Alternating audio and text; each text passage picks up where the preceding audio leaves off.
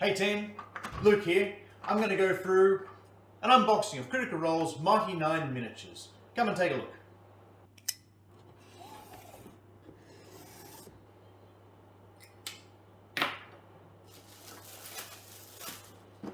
Let's have a look-see. Critical Roles Mighty Nein miniatures. A lot of box. A lot of box for just a few miniatures. This presentation looks excellent, but yeah, it's twice as thick as it probably needs to be. I guess it's just a size and shape they decided to go with. Artwork on the front, first gen, second gen characters. Not probably quite what we'll see in the animated series, but still definitely something to go with. Now I wanted to have a look at these. So I've been painting miniatures for about 2 years now or so, and I'm no expert, definitely no expert. My general technique is to add more paint. So definitely not a top quality painting here, but I am interested in the miniatures, I am interested in good quality miniatures, and I have already painted the Vox Machina, so it's now time to get into the next series. So I'll have a look at these, and I'll see how well I do on the video editing. So top left, Bo. Bo is the female monk, and you know, I'm just seeing a cast line up the side of her neck into a hair. It's there on both sides. Looks like the head's been glued on separately or attached separately. The rest of the body looks really good. I'm not seeing mold lines that I'm going to scratch away. Detail's good. I can see the rings on the front. I can see the tassels. I can see the little ties. I can see her abs. I can see all the little trimming on her. That's going to be tricky to do, especially with my shaky hands.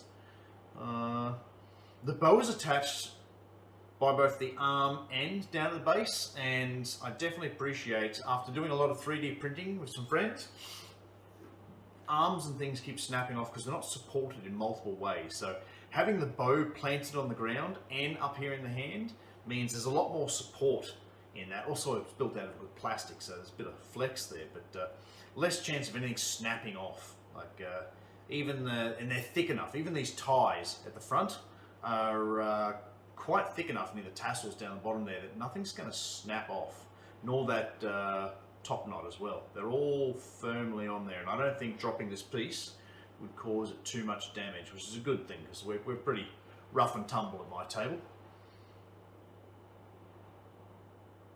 No, I think that's quite a good little piece there. I'm going to enjoy painting that. Just put that down there. Next we've got Caleb. Caleb and his cat. I see a mold line just going up the cat's outside leg there. I'm going to have to just give that a light nick, nothing major near its neck, just to remove a little bit. His cloak at the rear and his scarf look good. I'm not seeing lines there or any issues. There's a bit of a mold line on the bottom of his right hand. There's some nice wrinkling details on his jacket. That'll look good with a bit of a wash on there.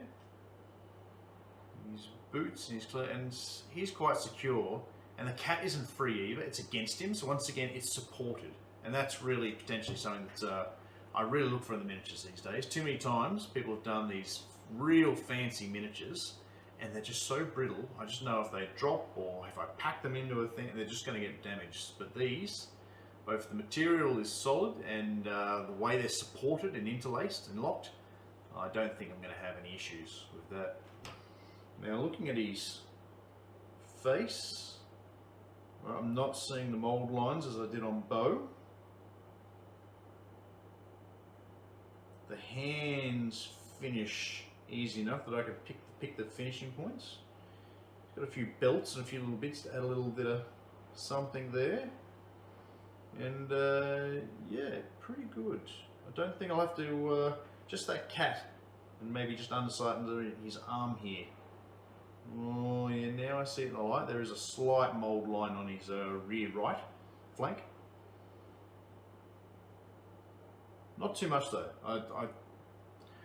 Good quality miniatures don't have too many mould lines to worry about. It means the mould's still fresh and well crafted. That looks good. Caleb's another good print. Now we have Ford. Ford looked good. The detail of the armour, the little rings, the little bits and pieces, the tassels on the front, the mail or the brigandine or the scale mail around his legs. Looks good.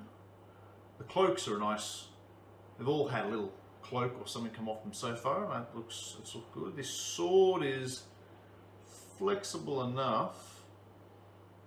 It's probably so far the thing I'd be most concerned about, but I don't feel that concerned about it. But it's got my attention. His braces and gauntlets. Is he wearing gauntlets or padded? Look all right. The belts, rings, the cracks in the armour. It all looks good. Feels secure. It's on there, and it's a good representation of the character. I'm quite happy with that. I'm painting that one. Sure, it's going to be a joy. Jester. I have heard a lot of people talk about her cheeks. She described herself as having these bee cheeks, but yeah, I see it. I see it. The cheeks are quite prominent there. I've saw some people, but I don't think anyone had any major wins with trying to shave them down or do anything. So I think it's just all part of the character design. Her horns blend in well with the head. They're identifiable enough.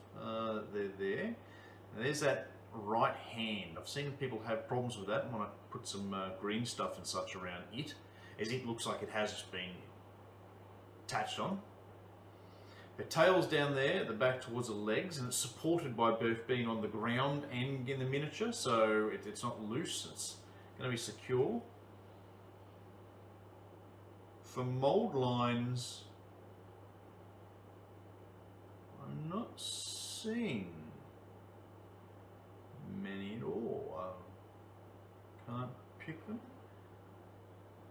Oh, right up there under her dress, yeah, but no one will ever see that, so I'm not even going to worry about those. Around the head, I'm not seeing any. It looks like, yeah, you can tell the head's just been, put on. Slight mould line there in the cowl.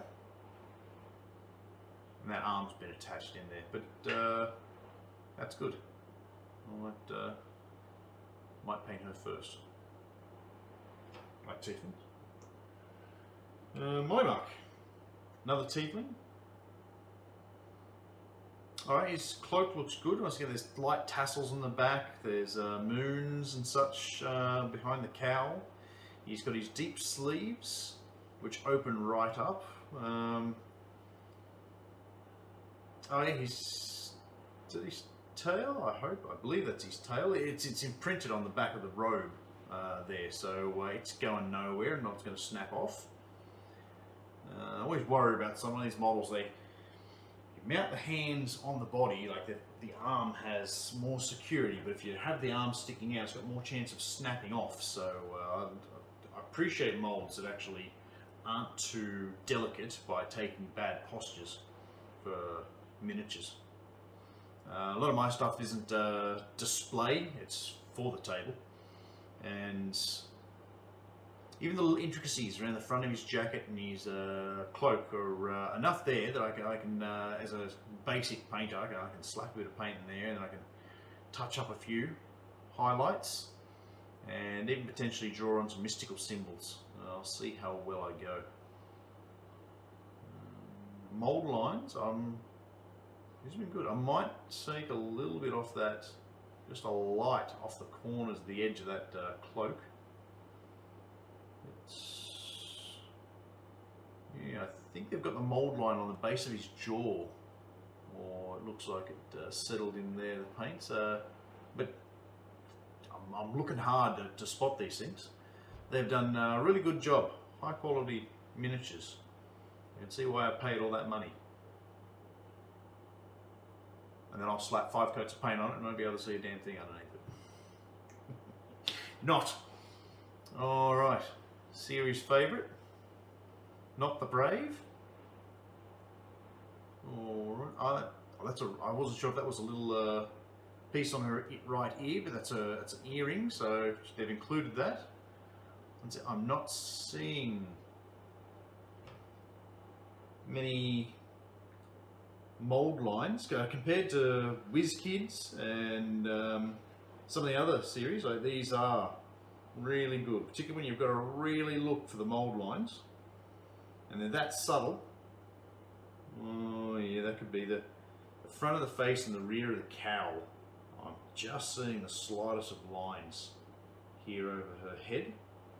So, but I mean, I'm struggling to find them, so pretty happy with that. Not heaps of green there, but she wraps herself up in the wrappings and such, so there's enough, definitely enough, and yeah, she's a good height. Yasa. Alright, Yasa's sword is well attached. A little loose and thin at the handle. Cloak is good. Got those little patch marks in it. Strappings around the boots, good. Hair looks good. Blends into her the wool of her cloak. Got a few little intricate designs around her belt and such that look good. How many times have I said good do I realise now? But yeah, it's not a bad one either. Not as drawn to this character as potentially some others, and it's a basic miniature. I wouldn't say it's overly fantastic, but that's potentially me just not being as drawn to this character as some of the others. But she's quite good. She won't. Yep. Look at that detail around the face, and you can even see between the hair strands there's earrings in there. I'm going to have trouble painting them. I'm just going to end up just a big gold swipe up the side of her head. Yeah, good. Very nice detail. Folded arms are really going to lock in there. I'm going to have to pay attention to exactly what's hand and what's fluff of the fur of the jacket.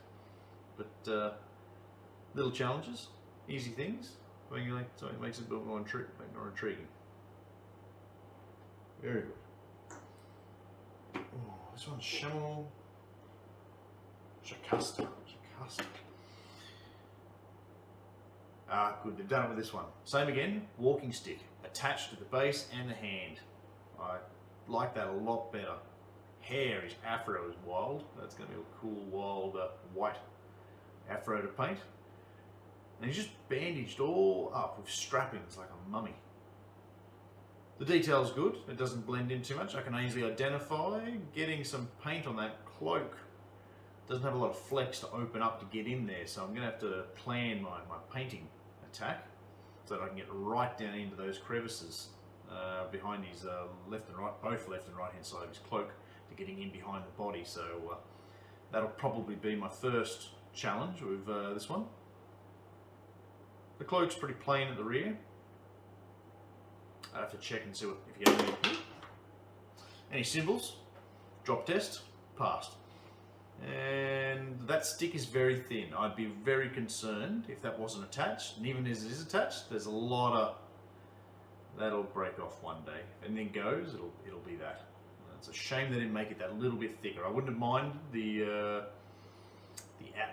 not to scale walking stick, but it's just so thin. It concerns me that it's gonna snap one day. And just a bit of rough treatment or someone picking it up and moving around will just break that off. Well, struggling to see any mould lines, and quite happy with him. Alright, well, hopefully my video editing was able to put them in the corners so you can see them well. I'm happy with that. There's 8 miniatures there, all of them different, all of them offering some sort of different challenge to paint, and hopefully I'll even maybe try doing a painting video, just see how well I've heard they're a bit of a challenge to record. But thank you for having a look at those with me. I'm going to give them a crack at painting, hopefully in the next week or two, and hopefully you'll buy them as I did, as they're starting to become a little bit rare now as the date of I film this, and it can be tricky to hunt these things down, but I'm sure when the animated series comes out for the Mighty Nein, there'll be a huge boost in their popularity, potentially even another release of the miniatures. Well, thanks a lot, and I'll catch you later.